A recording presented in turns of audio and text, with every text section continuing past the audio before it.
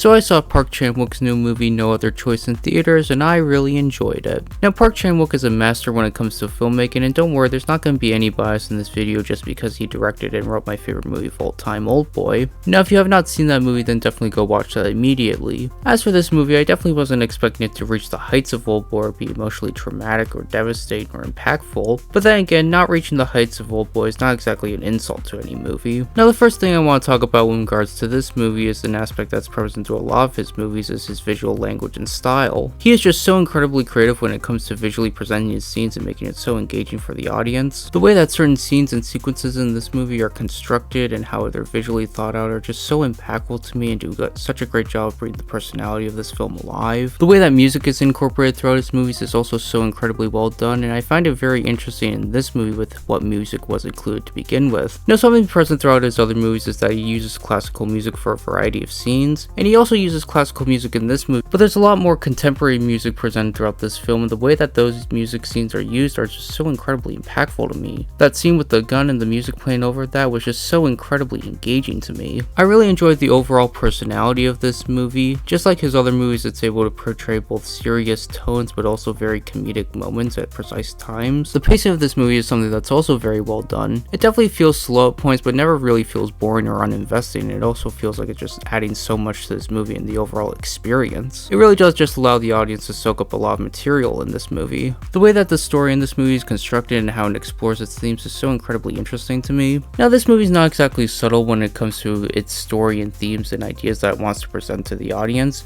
but at the same time it doesn't feel like it's disrespecting the audience or holding its hand. And the way that it explores its themes is also very well done in my opinion. There are certain story elements which I'm glad they included and how they included and how they were presented. And something else about the story structure is it certainly feels very familiar, but at the same time it brings so much personality that it makes it feel like its own experience in my opinion. Now I don't want to go too much further because I just want people to experience this movie for themselves.